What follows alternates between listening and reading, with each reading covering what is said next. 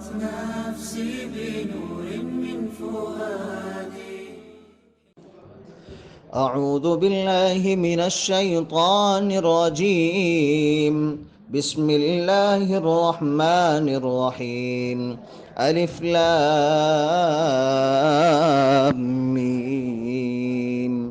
أحسب الناس أن يتركوا أن يقولوا آمنا وهم لا يفتنون ولقد فتنا الذين من قبلهم فليعلمن الله الذين صدقوا وليعلمن الكاذبين. أم حسب الذين يعملون السيئات أن يسبقونا ساء ما يحكمون. من كان يرجو لقاء الله فإن أجل الله لآت وهو السميع العليم. ومن جاهد فإنما يجاهد لنفسه إن الله لغني عن العالمين. الف لام میم. کیا لوگوں نے گمان کر رکھا ہے کہ ان کے صرف اس دعوے پر کہ ہم ایمان لائے ہم انہیں بغیر آزمائے ہوئے ہی چھوڑ دیں گے؟ اور یقیناً ہم نے ان لوگوں کو بھی آزمایا جو ان سے پہلے تھے، چنانچہ اللہ تعالیٰ ان لوگوں کو ضرور جان لے گا جنہوں نے سچ کہا، اور یقیناً وہ جھوٹوں کو بھی ضرور جان لے گا۔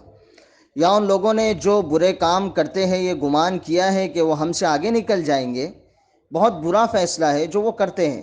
جو شخص اللہ تعالیٰ سے ملاقات کی امید رکھتا ہے تو یقیناً اللہ تعالیٰ کا مقررہ وقت ضرور آنے والا ہے، اور وہ سب کچھ سننے والا، سب کچھ جاننے والا ہے۔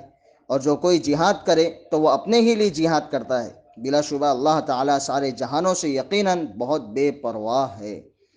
جس وقت یہ آیت نازل ہوئی، اسلام قبول کرنے والے ہر شخص کو سخت اذیت کا نشانہ بنایا جا رہا تھا۔ اگر وہ غلام یا مفلس ہے تو اسے ناقابل برداشت نقصان اور ایذا رسانی کا سامنا کرنا پڑتا تھا۔ اگر وہ تاجر یا مزدور تھا تو اس کی روزی روٹی میں خلل پڑتا تھا۔ ان حالات میں مکہ مکرمہ میں خوف و دہشت کا ماحول پیدا کر دیا تھا۔ لہٰذا جو لوگ رسول اللہ صلی اللہ علیہ وسلم کے اخلاص اور پیغام کے قائل تھے وہ مومن بن کر سامنے آنے سے ڈرتے تھے۔ اس صورتحال میں بھی پختہ ایمان والوں کے حوصلے اور استقامت میں کوئی فرق نہیں آیا۔ حضرت خباب رضی اللہ تعالیٰ عنہ فرماتے ہیں کہ میں رسول اللہ صلی اللہ علیہ وسلم کی خدمت میں حاضر ہوا تو آپ صلی اللہ علیہ وسلم کعبے کے سائے تلے چادر پر ٹیک لگائے بیٹھے تھے۔ مشرکین ہم پر ہر طرح سے ظلم کر رہے تھے، انتہائی تکالیف اٹھا رہے تھے۔ میں نے عرض کیا یا رسول اللہ تعالیٰ سے آپ دعا کیوں نہیں فرماتے؟ اس پر آپ صلی اللہ علیہ وسلم سیدھے بیٹھ گئے۔ چہرہ مبارک غصے سے سرخ ہو گیا اور فرمایا تم سے پہلے ایسے لوگ گزر چکے ہیں کہ لوہے کے کنگھیوں سے ان کے گوشت نوچ لیا گیا، یہ معاملہ بھی انہی کے دین سے نہ پھیر سکا۔ کسی کے سر پر آرا رکھ کر اس کے 2 ٹکڑے کر دیے گئے، اور یہ بھی انہیں ان کے دین سے نہ پھیر سکا۔ اس دن اسلام کو تو اللہ تعالیٰ خود ہی ایک دن تمام وہ کمال تک پہنچائے گا کہ ایک سوار صنعاء سے حضرموت تک تنہا جائے گا اور راستے میں اسے اللہ کے سوا اور کسی کا خوف تک نہ ہوگا۔ اللہ تعالیٰ مومنوں سے ایسے مشکل حالات کو استقامت اور برداشت میں بدلنے کا درس دیتا ہے۔ ہم سے دنیا و آخرت میں جس کامیابی کا وعدہ کیا گیا ہے وہ محض زبانی ایمانی دعوے سے حاصل نہیں ہو سکتی۔ ہر مومن کا آزمائشوں سے گزرنا ہے اور اپنے ایمان کی سچائی کو ثابت کرنا ہے۔ جب ہم اپنی زبان سے ایمان کا اقرار کر لیں تو ہماری جنت اور اس دنیا میں ہمارا خاص خیال اتنا معمولی یا سستا نہیں ہے کہ اسے اسی وقت دے دیا جائے۔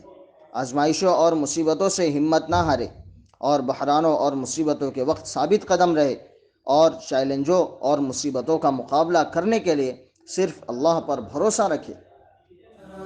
نفسي بنور من فؤادي.